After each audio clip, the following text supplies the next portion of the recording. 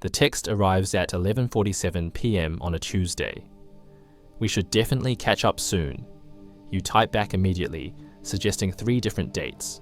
The response comes 4 days later. Sorry I've been so busy, maybe next week? You know the drill. Maybe you've performed it yourself. And somewhere between the enthusiastic suggestion and the inevitable fade, you realize you're mourning something that feels simultaneously precious and irretrievable, the kind of friendship that used to happen without trying. Adult friendship exists in this strange twilight space where everyone acknowledges its importance while quietly accepting its difficulty. We've all read the studies about social connection and longevity. We've all experienced the particular loneliness that comes from having a full schedule, but no one to call when life gets complicated. Yet we continue moving through our days as if meaningful adult relationships will somehow materialize between mortgage payments and performance reviews, without the natural incubators that once made friendship feel inevitable rather than engineered. The conversation about why adult friendship feels so impossible often gets trapped between 2 unsatisfying explanations. Are our standards too high and unrealistic, or have people become too selfish and untrustworthy? But the real story requires examining something more tender and complex: how the very structure of adult life has fundamentally altered not just our capacity for friendship, but our understanding of what friendship means and how it develops. And this shift accelerated dramatically when a global pandemic forced us to reimagine human connection through screens, while questioning whether physical proximity was safe or necessary. The college friendship archaeology. To understand adult friendship's particular challenges, we need to understand what made college relationships feel so natural and profound. It's not just nostalgia talking, though nostalgia certainly colors our memories. There were specific structural elements in that environment that created friendship, formation opportunities we rarely acknowledge and almost never replicate, elements that feel even more distant now that we've experienced 2 years of forced isolation that rewired our understanding of social connection. The common misconception is that college friendships were better because we were younger and more open, but after extensive research into social psychology and life stage development, the truth reveals itself in more practical terms. College provided what researchers call repeated, unplanned interaction, the foundation upon which most meaningful relationships develop. This concept feels almost foreign now, after years of carefully planned virtual meetings and socially distanced gatherings taught us to approach human contact as something requiring coordination rather than happening naturally. Consider the actual mechanics of how your closest college friendships formed. You probably lived in proximity to people you might never have chosen to meet, creating low-stakes interaction opportunities that gradually built familiarity and trust. You attended the same classes, ate in the same dining halls, and found yourself in the same social spaces repeatedly without having to coordinate schedules or send calendar invites. These casual collision points seem almost revolutionary when viewed through the lens of post-pandemic social interaction, where every gathering requires planning, risk assessment, and deliberate choice. More importantly, you were all experiencing similar challenges simultaneously. The stress of academic pressure, the navigation of early romantic relationships, the gradual separation from family identity, the financial constraints, the career uncertainty, these shared experiences create natural conversation topics and mutual understanding without anyone having to work particularly hard at emotional vulnerability.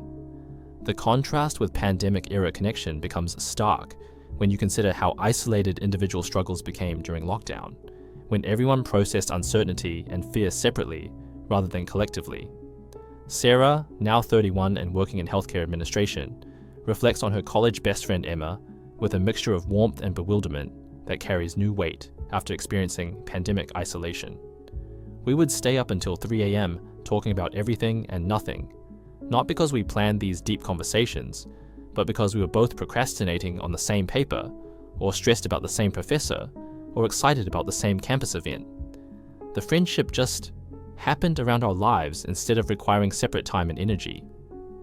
After 2 years of scheduling FaceTime calls and trying to maintain connection through screens, I realized how much effort friendship requires now that those natural collision points don't exist. This happening quality distinguished college friendship from what we experience now, and the distinction became even more pronounced during pandemic isolation, when spontaneous interaction became literally impossible. You didn't maintain friendships through scheduled coffee dates and monthly check-ins because the relationships existed within the natural rhythm of your daily life, strengthened through mundane interactions rather than planned, meaningful ones. The forced shift to digital communication during lockdown revealed how much we had relied on physical proximity and casual encounters to sustain relationships without conscious effort. The physical environment supported this organic development in ways we often overlook but learn to appreciate when it disappeared during pandemic restrictions. Dormitories, campus quads, shared dining spaces, and even classroom seating arrangements created what social scientists call propinquity effects, the tendency for people to develop relationships based on physical proximity and repeated exposure. When these spaces closed during COVID-19, the friendship formation infrastructure that supported college relationships vanished, leaving many people to realize how dependent their social connections had been on environmental factors beyond their control. Social media initially promised to bridge the gap between college-style interaction and adult social constraints, but the pandemic revealed its limitations for meaningful relationship building. While platforms like Instagram and Facebook allowed people to maintain awareness of friends' lives, they couldn't replicate the spontaneous conversation opportunities and shared experiences that created emotional intimacy. The difference became particularly apparent during lockdown, when digital communication had to carry the full weight of social connection, rather than supplementing in-person interaction. The pandemic acceleration effect. The forced isolation of 2020 and 2021 served as an unintended social experiment that demonstrated how fragile our friendship infrastructure had already become and how dependent we were on casual interaction opportunities for relationship maintenance. Other videos might say that pandemic isolation temporarily disrupted social connections that will naturally recover, but the real impact runs deeper into permanent changes in how people approach friendship formation and maintenance.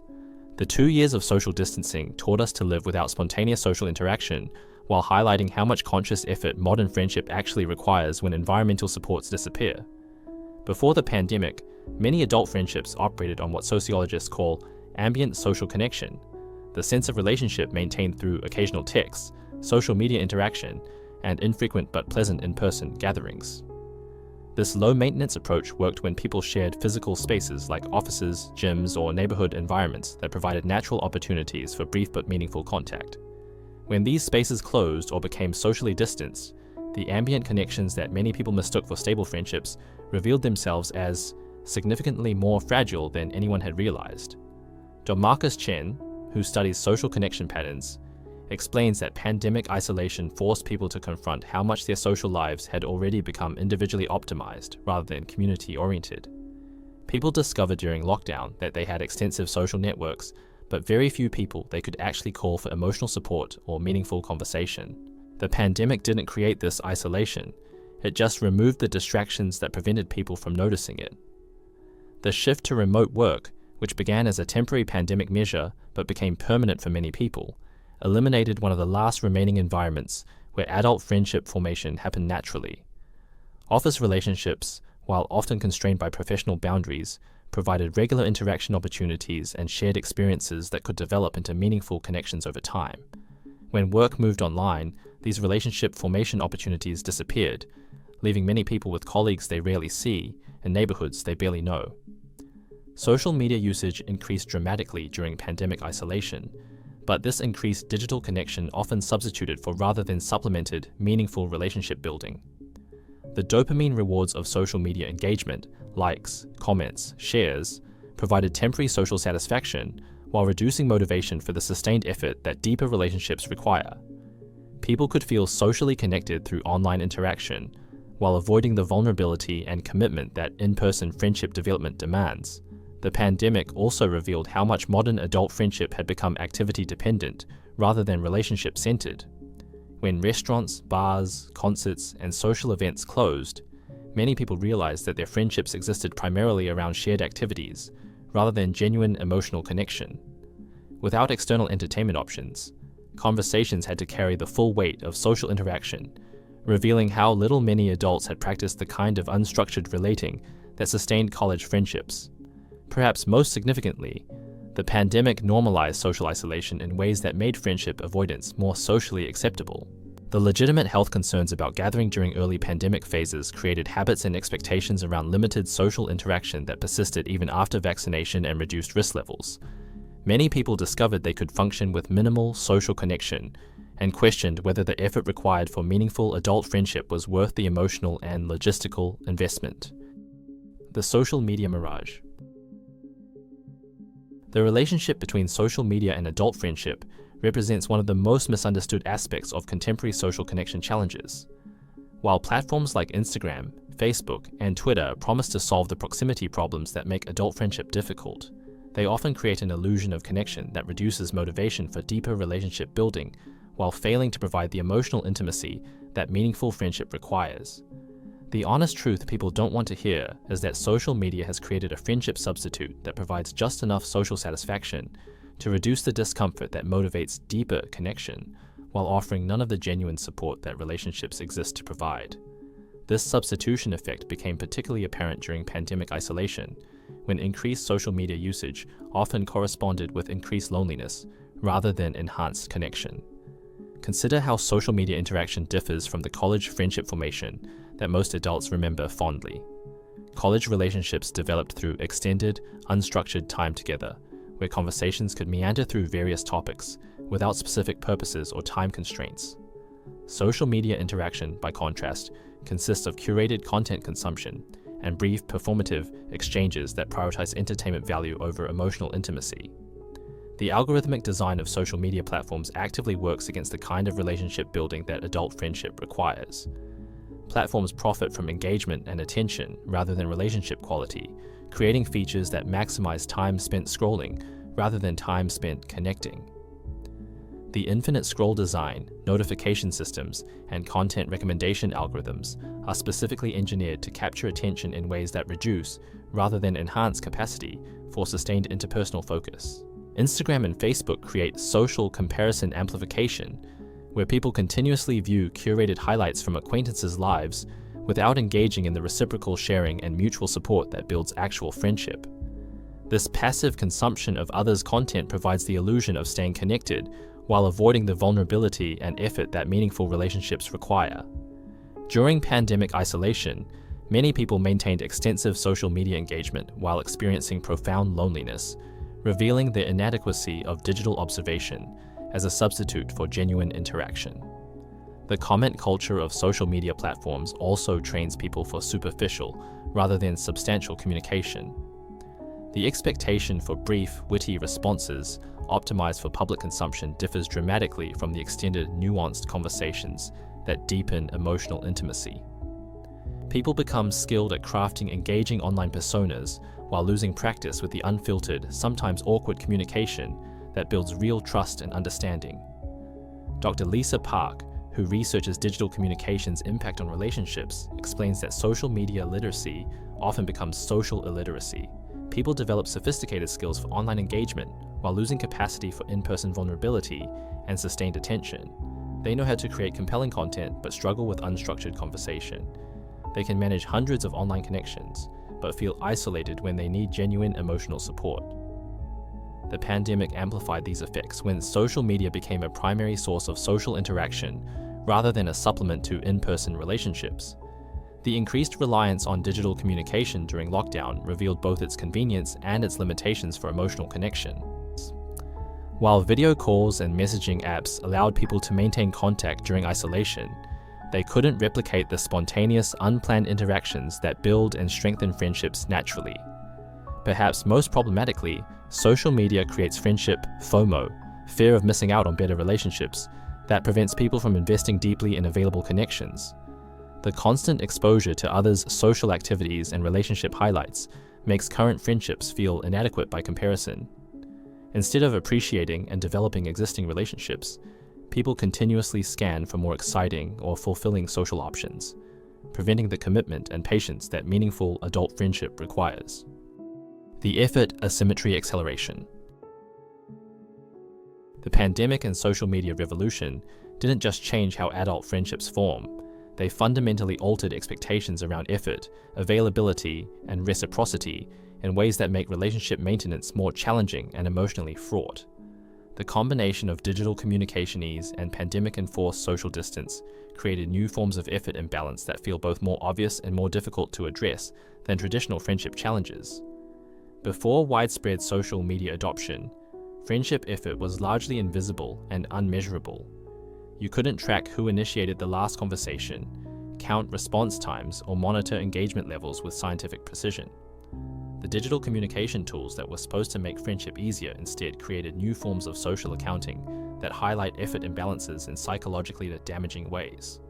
It's hard to admit this, but smartphone technology and social media create friendship surveillance capabilities that transform normal relationship fluctuations into sources of anxiety and resentment.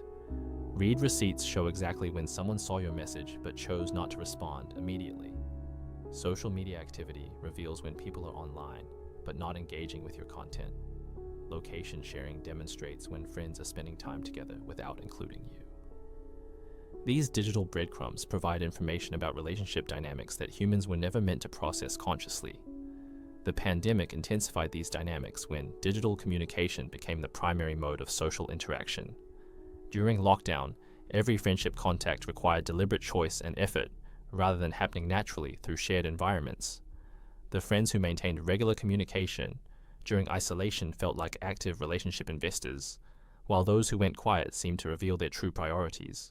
The binary nature of pandemic-era contact, either you reached out or you didn't, eliminated the middle ground of ambient social connection that had previously sustained many adult relationships.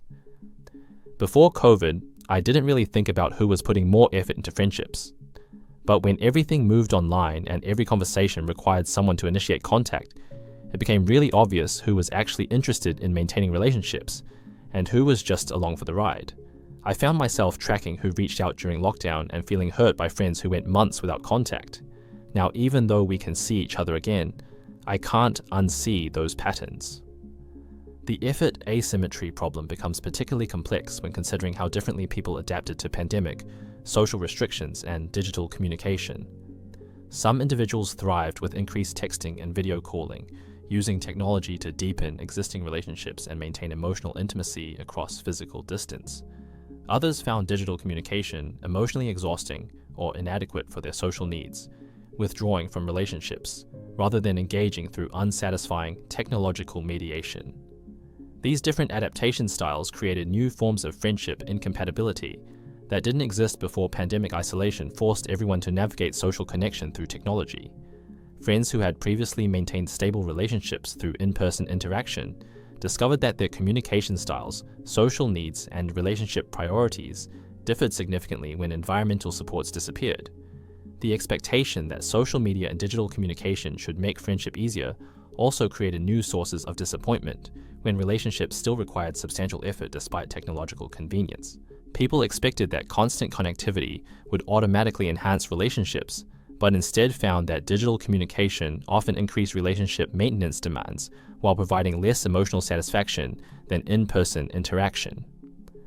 Dr. Amanda Torres, who studies adult social networks, explains that digital communication created effort inflation, where simple interactions now require more conscious energy than they did historically.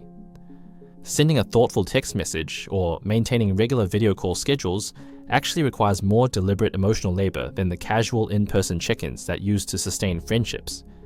Technology made communication technically easier, but emotionally more demanding. The vulnerability digital divide. The shift toward digital communication during the pandemic revealed fundamental differences in how people approach emotional intimacy and vulnerability that create new barriers for adult friendship development. While technology promised to enable deeper connection across physical distance, the reality involves complex challenges around authentic sharing and emotional safety that many people hadn't anticipated or prepared to navigate. College friendships often developed vulnerability gradually through physical presence and shared experiences that created emotional safety without requiring explicit communication about boundaries or comfort levels. You could gauge someone's emotional state through body language, offer support through physical presence, and navigate awkward moments through environmental distractions that reduced interpersonal pressure. Digital communication eliminates these environmental supports while requiring more explicit verbal communication about emotional needs and boundaries. The common misconception is that people should be able to transfer their in-person relationship skills to digital environments seamlessly, but the reality involves learning entirely new forms of emotional literacy and communication competency. Video calls provide visual information, but eliminate the full sensory experience of physical presence. Text messaging allows for careful word choice, but removes tone, timing, and non-verbal context. Social media interaction enables sharing personal updates, but within public forums that constrain authentic vulnerability. During pandemic isolation, many people discovered that their closest friendships couldn't survive the transition to primarily digital communication. Relationships that felt emotionally intimate in person became awkward and stilted through video calls. Friends who provided comfort through physical presence struggled to offer equivalent support through text messages. The vulnerability that developed naturally through shared activities became forced and performative when it had to be explicitly communicated through digital platforms. Rachel, a 36-year-old marketing professional, describes how pandemic communication requirements changed her relationship comfort levels permanently. I realized during lockdown that I had no idea how to be emotionally intimate through a screen. My closest friendships were built on being together, doing things together, reading each other's energy in person. When we could only text and FaceTime, I felt like I was performing friendship rather than experiencing it. Even now that we can hang out again, I feel more guarded because I learned how easily that intimacy can be lost. The digital vulnerability divide also created new forms of relationship inequality based on technological comfort and communication skills, rather than traditional factors like personality compatibility or shared interests. People who were naturally expressive writers could maintain emotional intimacy through text messaging, while those who relied on physical presence or verbal communication found digital relationships unsatisfying. Individuals comfortable with video calling could sustain face-to-face connection across distance, while others found virtual interaction emotionally exhausting or inauthentic. Social media platforms compound these vulnerability challenges by creating semi-public spaces where personal sharing occurs within view of extended networks, rather than intimate friendship contexts. The audience awareness inherent in social media posting constrains authentic vulnerability while creating expectations for consistent positivity and curated self-presentation that prevent the messy honesty that deepens real relationships. The pandemic also revealed how much adult friendship had become dependent on activity-based bonding rather than conversation-based intimacy. When shared activities became impossible during lockdown, many relationships struggled because the friends had never developed skills for unstructured emotional sharing. The activities had served as both social lubricant and conversation focus, and their absence left people uncertain about how to connect authentically without external entertainment or distraction. Perhaps most significantly, the transition to digital communication during pandemic isolation created lasting changes in vulnerability, expectations, and comfort levels that persist even as in-person interaction becomes safe again. Many people developed increased social anxiety, reduced tolerance for unstructured social time, and heightened awareness of relationship effort imbalances that make face-to-face friendship formation more challenging than it was before the pandemic experience. The formation versus maintenance crisis. The pandemic and digital communication revolution created an unprecedented crisis around whether to invest limited social energy in maintaining existing relationships through challenging technological mediation or forming new connections within constrained social environments. This dilemma intensified the natural adult friendship challenges while introducing completely new variables that previous generations never had to navigate. Before the pandemic, the choice between relationship maintenance and formation occurred gradually as people moved between life stages, cities, or social environments. The decision to let college friendships fade while developing new professional relationships happened over years rather than months, allowing for gradual adjustment and natural relationship evolution. Pandemic isolation compressed these transitions into immediate choices about which relationships were worth the effort required for digital maintenance and which could be allowed to lapse during unprecedented social constraints. It's impossible to maintain every relationship through major life disruptions, but there is a need to recognize that pandemic isolation forced relationship triage decisions that many people weren't emotionally prepared to make. The friends who maintained regular contact during lockdown often felt like they were carrying an unfair emotional burden, while those who went quiet struggled with social anxiety and reduced capacity for digital relationship maintenance. Neither position represented character flaws, but the different approaches created lasting changes in relationship dynamics and expectations. The digital communication requirements of pandemic isolation also revealed fundamental incompatibilities between people's social needs and technological comfort levels that hadn't been apparent when relationships existed primarily through in-person interaction.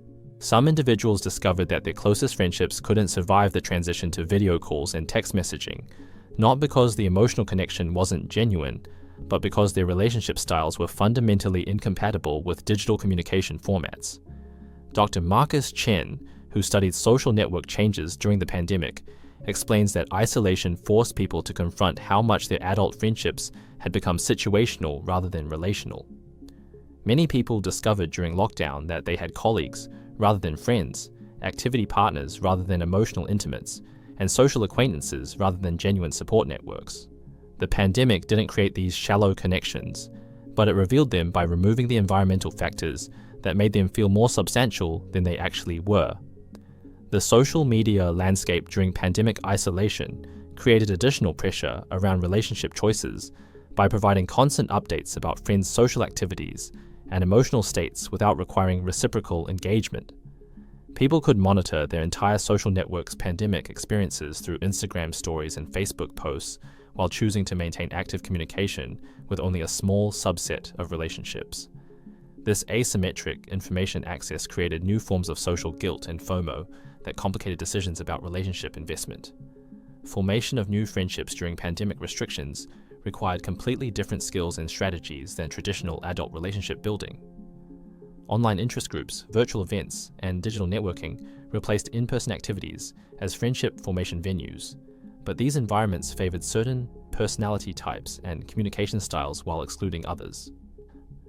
The people who successfully built new relationships during isolation often possessed specific technological literacy and social skills that weren't representative of general friendship formation abilities. The maintenance versus formation crisis became particularly acute for people who moved during the pandemic for work, family, or financial reasons. Traditional strategies for building social connections in new locations, joining clubs, attending events, meeting neighbors, became impossible during lockdown, leaving people isolated in new environments without established support networks or natural friendship formation opportunities. Perhaps most problematically, the pandemic created what researchers call social skill atrophy, where people lost practice with in-person relationship building while developing dependence on digital communication that couldn't fully replace face-to-face connection. The longer isolation lasted, the more challenging in-person social interaction became, creating feedback loops where people avoided social situations because they felt rusty and uncomfortable, further reducing their social skills and confidence. The integration reality check. The journey towards satisfying adult friendship in the post-pandemic, social media-saturated world ultimately requires accepting that the conditions that made college relationships feel effortless no longer exist and likely never will again. This isn't a temporary disruption that will resolve itself over time, but a fundamental shift in how human social connection occurs that demands new strategies and adjusted expectations rather than attempts to recreate previous relationship patterns. The integration process involves acknowledging that both the pandemic isolation and social media revolution revealed existing vulnerabilities in adult friendship infrastructure, rather than creating entirely new problems. The forced digital communication of lockdown demonstrated how dependent modern relationships had become on environmental supports like shared workspaces, activity-based bonding, and ambient social connection that were already fragile before things got disrupted completely. People don't want to admit this, but the social skills required for meaningful adult friendship in the current environment are fundamentally different from those that sustained college relationships or even pre-pandemic adult connections. Digital communication literacy, boundary navigation across virtual and in-person contexts, and tolerance for effort asymmetries have become essential relationship competencies that most people never learned explicitly because they weren't historically necessary for social success. The acceptance journey also requires recognizing that social media and digital communication, despite their limitations for emotional intimacy, have become permanent features of social interaction that must be worked with rather than around. Instead of viewing technology as an obstacle to authentic relationship, successful adult friendship now involves learning to use digital tools strategically while supplementing them with in-person connection when possible and meaningful. Rather than mourning the spontaneity and abundance of college friendships, consider what post-pandemic adult relationships can offer that earlier connections couldn't provide.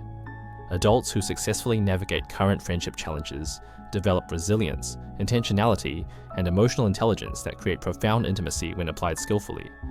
The relationships that survive digital communication, requirements, and pandemic-style disruptions often prove more durable and meaningful than connections that depended primarily on environmental convenience. The integration reality check ultimately involves creating friendship approaches that work within current social infrastructure, rather than waiting for conditions to return to some imagined previous state.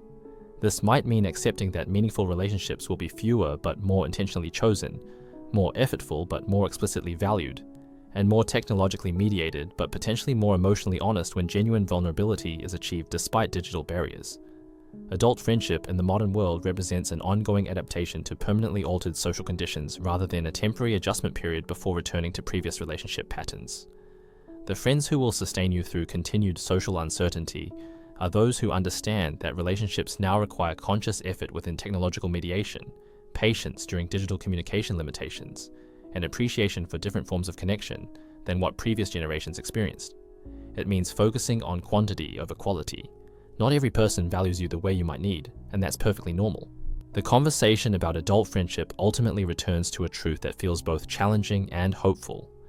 Meaningful relationships remain possible within current social constraints, but they require developing new skills and expectations rather than applying outdated strategies to contemporary challenges. The grief for pre-pandemic social ease honors what those conditions provided, while making space for the different but potentially equally valuable connections that current circumstances can support when approached with appropriate knowledge and realistic expectations.